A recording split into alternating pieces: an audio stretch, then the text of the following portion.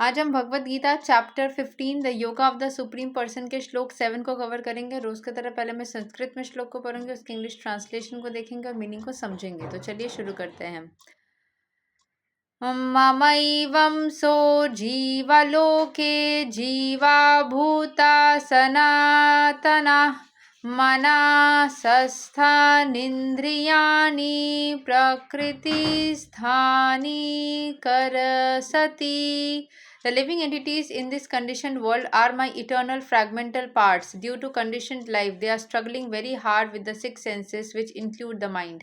तो जो living entities है वो इस एक मटेरियल वर्ल्ड में है, बंधन से बंधा हुआ एक मटेरियल वर्ल्ड में है, ठीक है। और ये सारे भगवान के ही अंश है, उनके ही फ्रैगमेंटल पार्ट्स है। कंडीशन लाइफ के वजह से वो बहुत ज़्यादा स्ट्रगल कर रहे हैं माइंड या फिर बाकी सिक्स सेंसेस के साथ में, दे आर स्ट्रगलिंग। ओके, श्लोक 8। शरीरां यद् अवाप्नोति यच्च चापि उत्क्रीमति स्वरागृहीतवैतानि समयति वयुर्गन्धान् इवासयात्। The living entity in the material world carries his different conceptions of life from one body to another as the air carries aromas.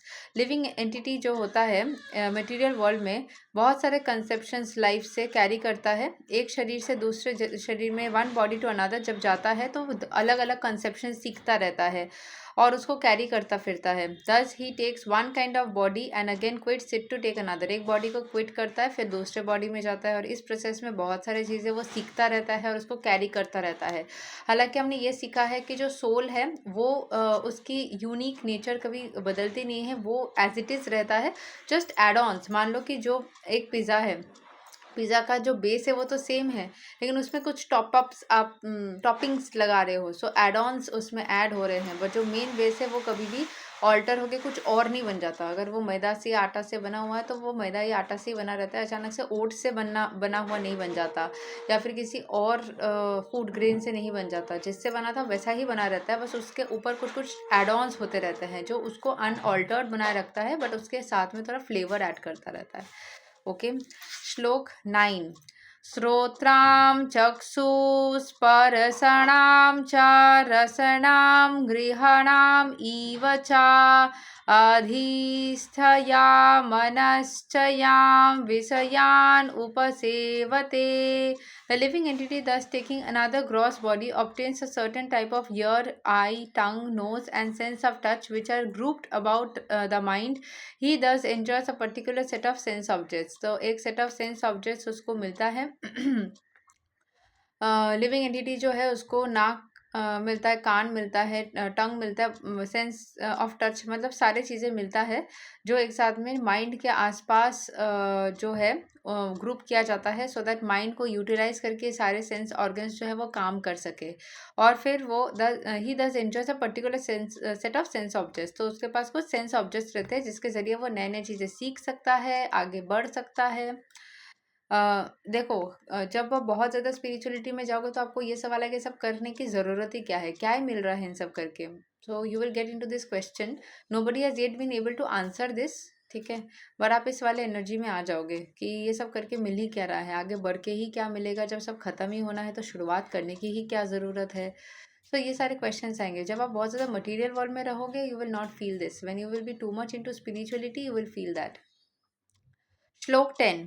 The उत्क्रमन्तां स्थितां वापि भुनजनां वा गुणान्वितां विमुधा ननुपश्यन्ति पश्यन्ति ज्ञानाचक्षुषा।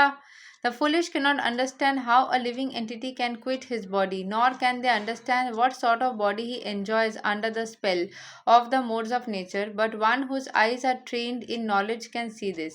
तो जो फुलिश होते हैं, बेवकूफ़ होते हैं, cannot understand how a living entity, कैसे living entity can quit his body, अपना बॉडी को क्विट कर रहा है। Nor can they understand what sort of body he enjoys under the spell of modes of nature, कैसा body उसको मिलने वाला है, कैसे ये डिसाइड हो रहा है। ये एक नॉर्मल लिविंग एंटिटी या जो कि यहाँ पे फुलिश बोला गया, मतलब बेवकूफ़ है, उसको कभी समझ में नहीं आ सकता। But one whose eyes are trained in knowledge can see this, जो ज्ञान के इसमें है वो समझ पाता है। जैसे एक पिक्चर, सेट ऑफ पिक्चर्स था कि जो बहुत ज़्यादा खूंखार बिहेवियर करते हैं वो खूंखार एनिमल जैसे बनते हैं, जो अपने लिए बात भी नहीं कर सकते तो वो वैसे बनते हैं।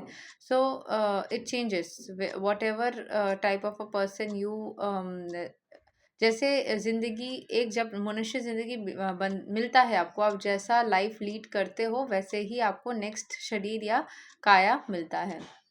श्लोक 11।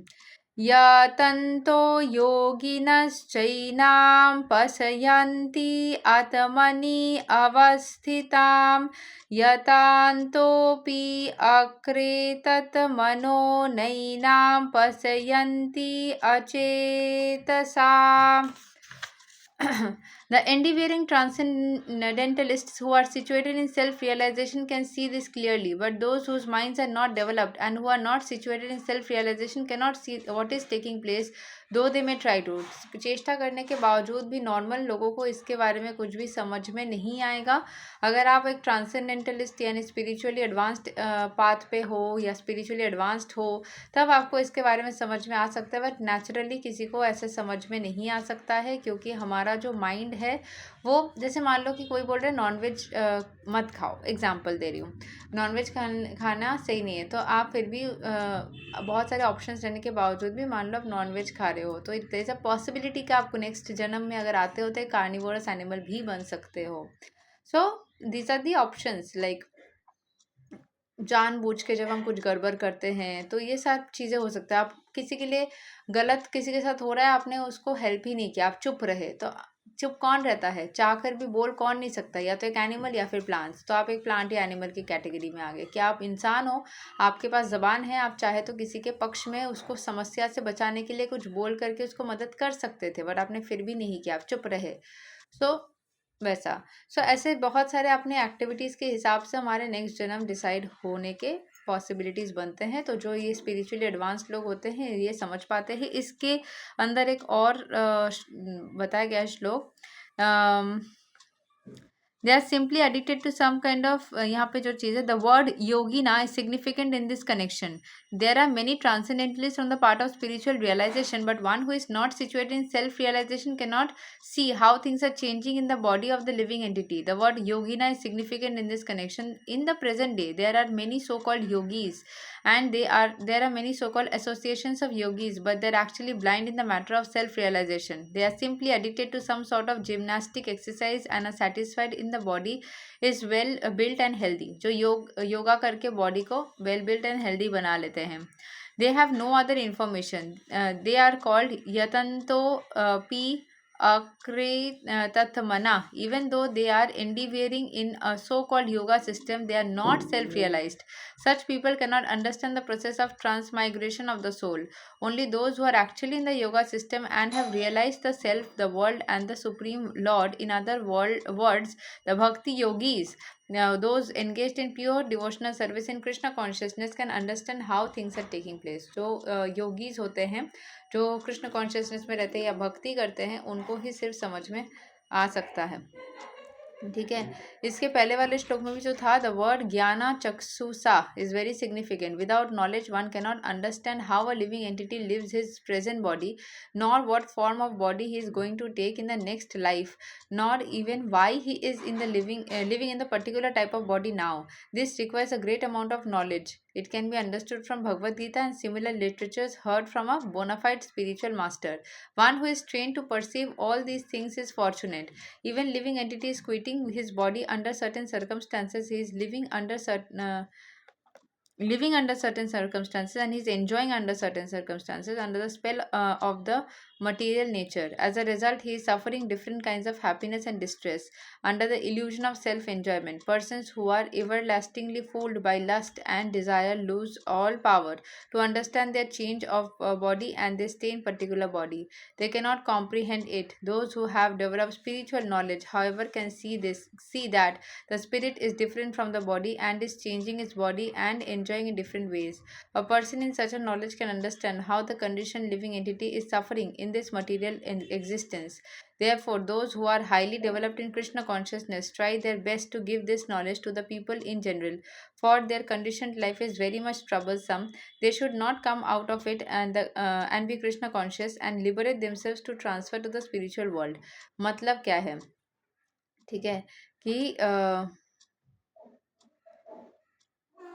एक लिविंग एंटिटी जो है वो अपने शरीर को एक पर्टिकुलर सिचुएशन में छोड़ता है, एक पर्टिकुलर सिचुएशन में वो रहता है और एक पर्टिकुलर सिचुएशन में वो एंजॉय करता है अपने लाइफ को, ठीक है।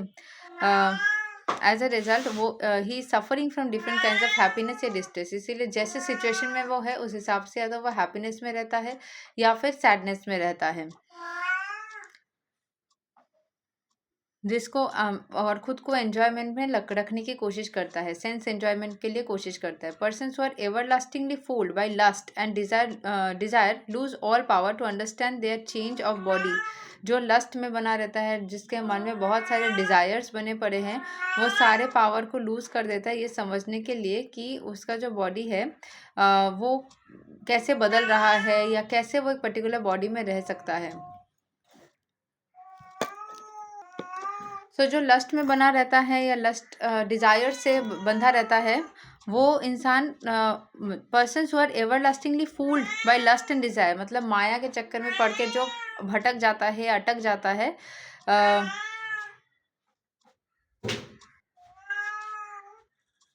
Lose all power to understand their change of body. उनके बॉडी में क्या चेंजेस हो रहे हैं, उनके बॉडी में क्या अच्छा बुरा क्या हो रहा है, वो समझ ही नहीं पाते हैं।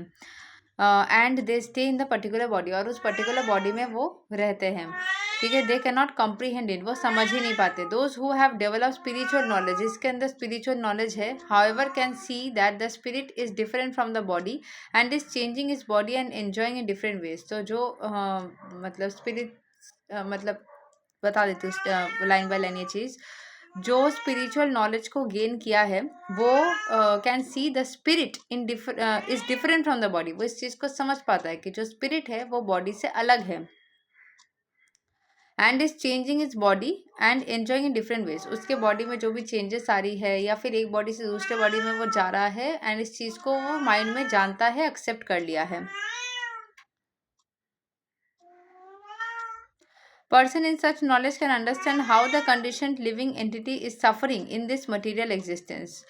जिसके पास ये नॉलेज है उसके पास उसको पता है कि लिविंग एंटिटी क्यों सफ़र कर रहा है।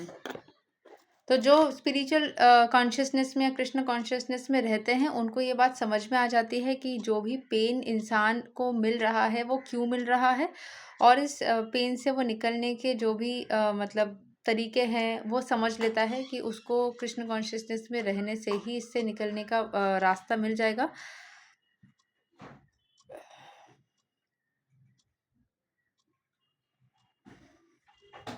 कृष्ण कॉन्शियसनेस में रहने वाले लोग सामने वाले को भी नॉलेज देता है ताकि उसको भी समझ में आ जाए, ठीक है, कि कैसे यहाँ से निकलना है, कंडीशन लाइफ से कैसे, ट्रबलसम लाइफ से कैसे निकलना है।